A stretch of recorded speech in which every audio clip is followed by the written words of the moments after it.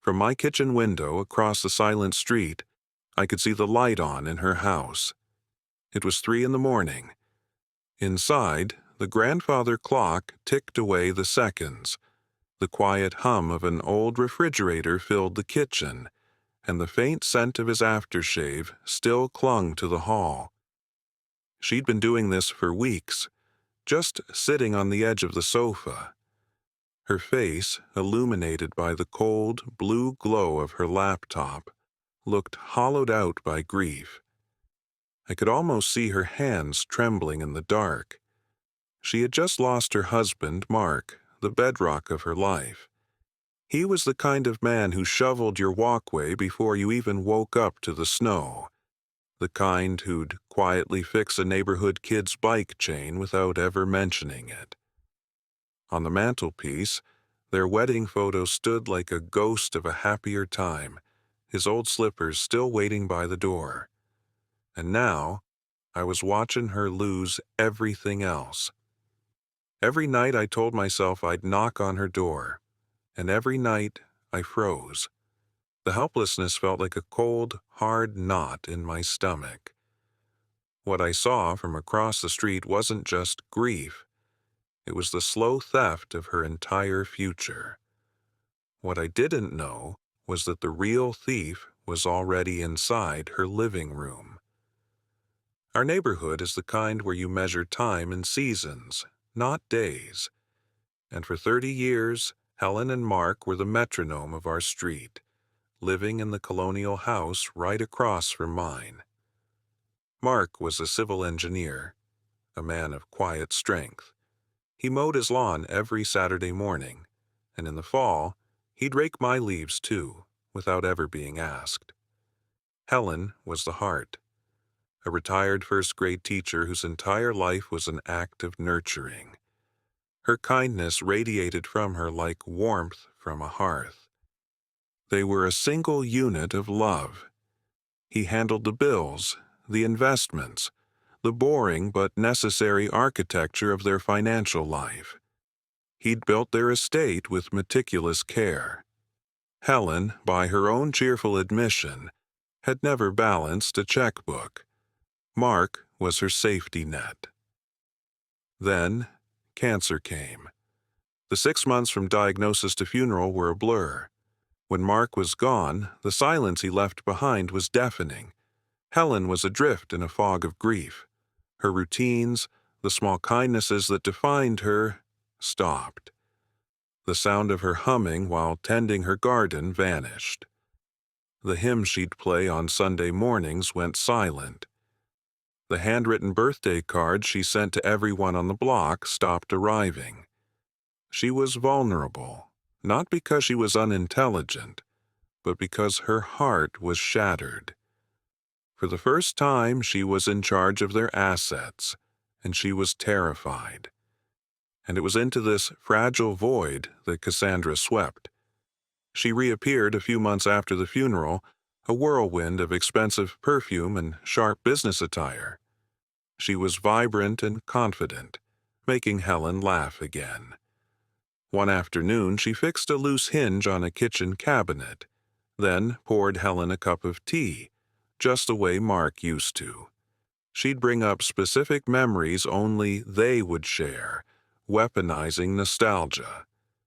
"Remember that all-nighter we pulled studying for Professor Albright's final," she'd say, "and we swore we'd conquer the world together." She positioned herself as a protector. "Mark would want someone looking out for you," she'd say, her voice dripping with sincerity. We thought she was bringing Helen back to life. She was filling the silence Mark left, but she wasn't filling it with love. The honeymoon phase lasted about a month. Cassandra groomed Helen, not just with friendship, but with a story. The story was that Helen was sitting on stagnant money that could be put to work, to create a legacy even bigger than the one Mark had left. Here, I must tell you about Mark and Helen's discipline. I remember Mark once telling me, as he patched a crack in his driveway himself, Every dollar is a piece of time we've already lived. You don't waste it. Helen told me once how he kept a little leather-bound ledger, meticulously recording every expense, crossing out frivolous purchases, and proudly announcing when their savings reached each new milestone. That discipline was the foundation of their security, a foundation Cassandra was about to dynamite. One afternoon, Helen called me over, her voice buzzing with an excitement I hadn't heard in years. Cassandra was there, standing before glossy charts propped on the fireplace mantel. Synergy, disruptive technology, human-centered AI. This was the birth of Origen Innovations. The pitch was seductive. Cassandra described an AI platform to create wellness plans for seniors, combating the very loneliness Helen was drowning in. "Remember how you always said you wanted to help your students even after retirement?" Cassandra purred. "This is your chance." Helen's eyes lit up. She reached out and touched the glossy chart with trembling fingers. She whispered, "Mark would be proud of this. If only something like this had existed for him in those last months." The returns? A 300% return in 18 months. Conservative estimate. Helen's eyes shone like she'd been handed back her future, but I could already see the cracks forming. The risk? Practically zero. This is a sure thing. A cold dread seeped into my bones. I asked a simple question. "Cassandra, who's your patent attorney?" Her smile never wavered, but her eyes went cold. "A very specialized firm in Switzerland. Secrecy is paramount," she said smoothly. She had created an intense emotional bubble around Helen, pushing the need for speed. "The window on this is closing fast, Helen," she'd say. A week later, I saw Helen walking back from the bank, her face pale but her eyes shining. She'd made the first transfer, $50,000, her seed investment. I felt sick. If only she had stopped there. But Cassandra was just getting started. That first investment was the hook. The next 6 months were a death by 1,000 cuts. Cassandra created an alternate reality for Helen, centered around the fake Origen Innovations website where she could watch her investment grow. To prove the system was real, Cassandra even encouraged a small, early withdrawal, a common tactic to build trust. Soon, the requests for more money started. A $75,000 compliance bond. Then, $100,000 for a patent dispute. Neighbors started to notice the weeds choking her once perfect garden, the unopened mail piling up in her box. Her curtains were always drawn. One afternoon, I saw her leaving a pawn shop downtown. She slipped a small envelope into her purse, clutching it to her chest as she walked away with her eyes full of shame. I realized later she'd quietly sold Mark's watch to cover fees. Her world shrank until it was just her laptop, and Cassandra. I did my own digging. No business registration for Origen, no patent filings. I printed what I had and went to her house. Over a cup of tea that sat between us, untouched, I began, my voice trembling. "Helen, I'm worried." Her face hardened instantly. "You sound just like Cassandra said you would.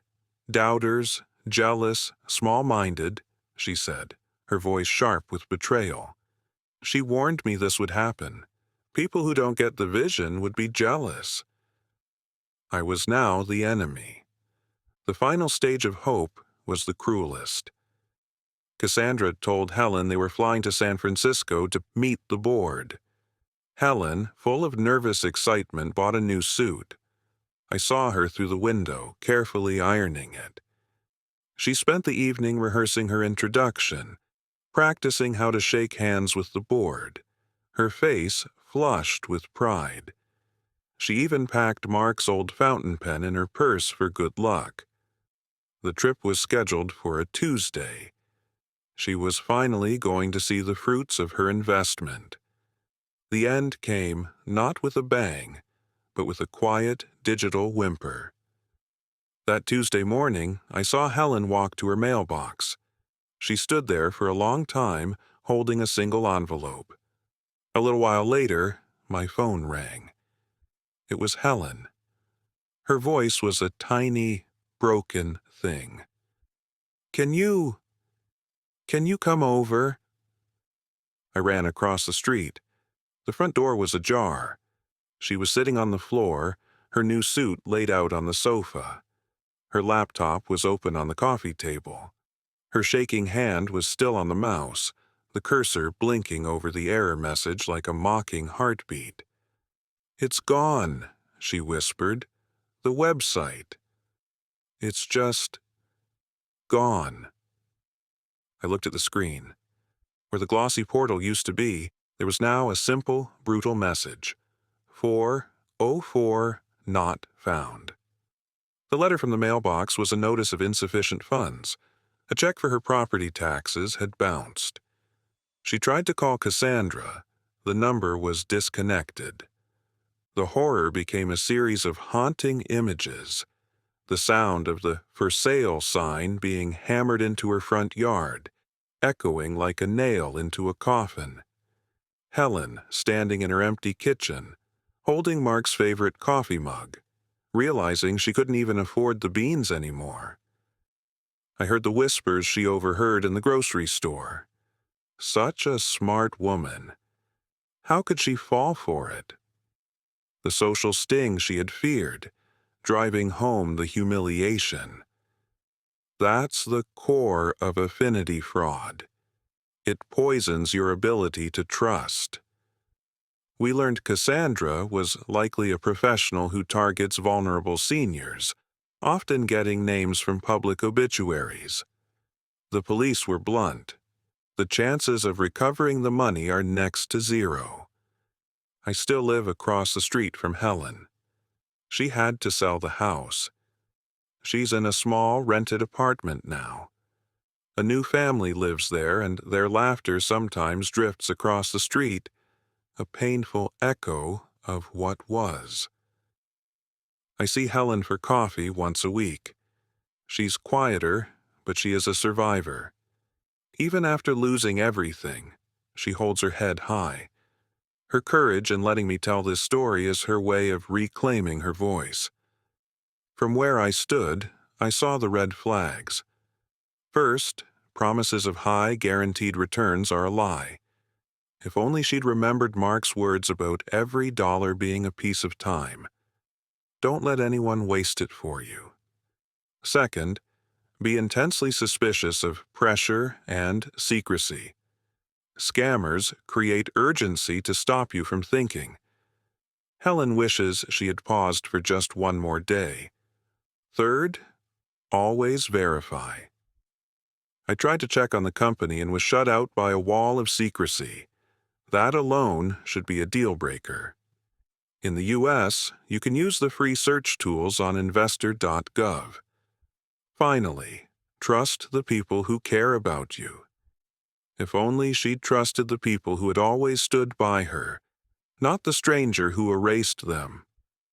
They are your real safety net.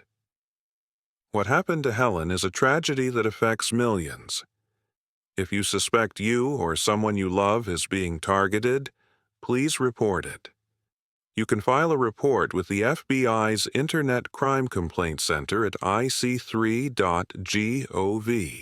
or with the Federal Trade Commission at reportfraud.ftc.gov. The night I watched her through that window, I thought I was seeing grief. I was wrong. I was watching ruin dressed as friendship. And if telling her story keeps even one more widow safe, then her silence won't have been stolen in vain. Watch this next for another jaw-dropping tale of greed, betrayal, and revenge